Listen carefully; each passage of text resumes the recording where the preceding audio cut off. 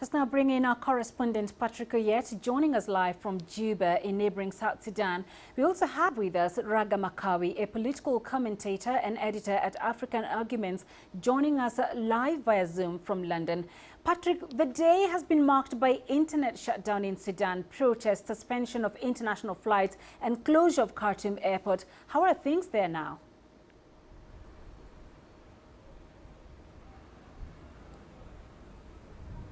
Yeah, Penina, before coming on air, we had a report from Khartoum that still people were on the streets, people were still demonstrating, and many of them are actually saying since 2019,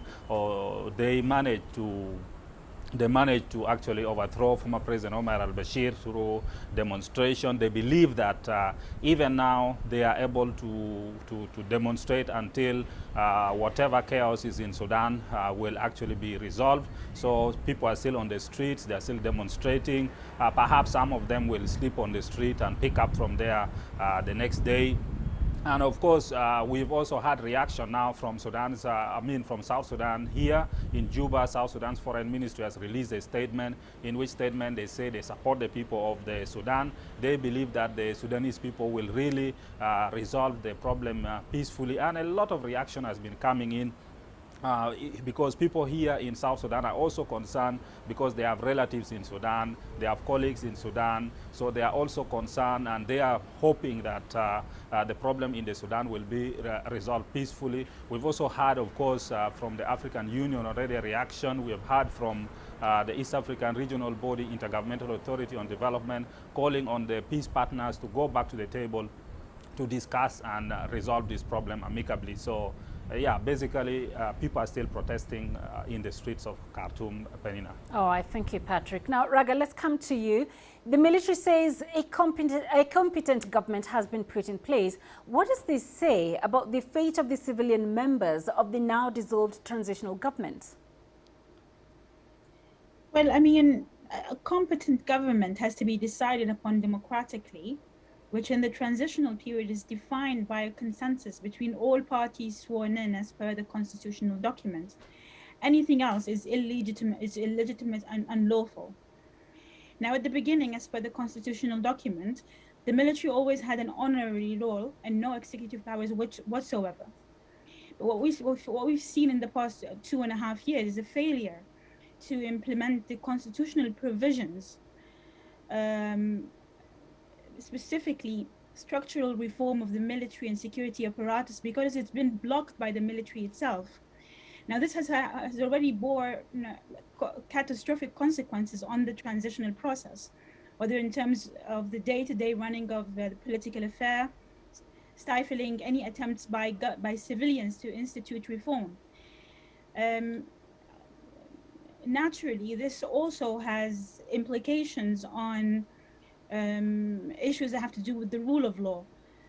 So what happens to members of civilian government who've been forcibly led away from their homes in the middle of the night and detained without due process?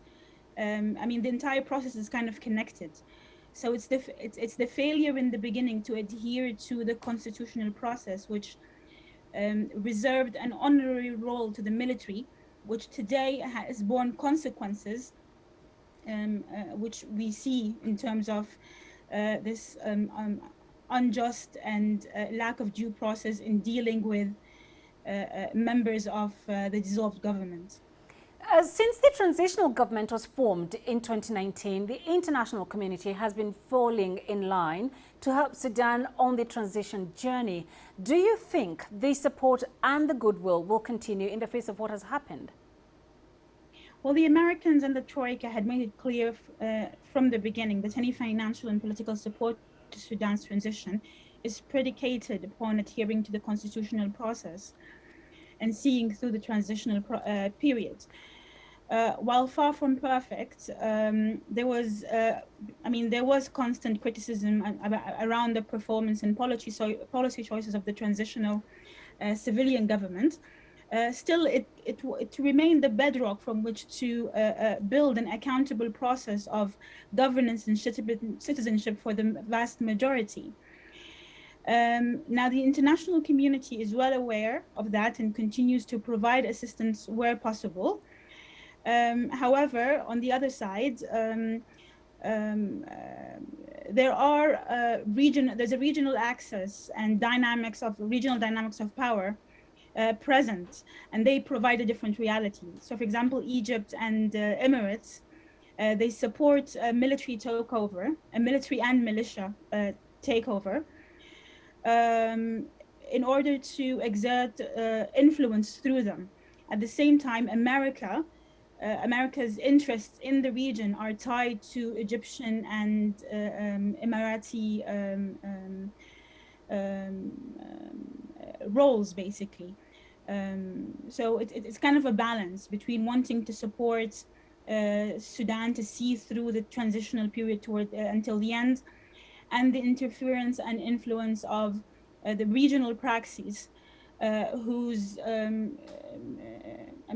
idea of, and plans for Sudan are very different from that of the international community. So it remains to be seen how the balance works, the equilibrium, how it kind of works out towards the end. I mean, to which side.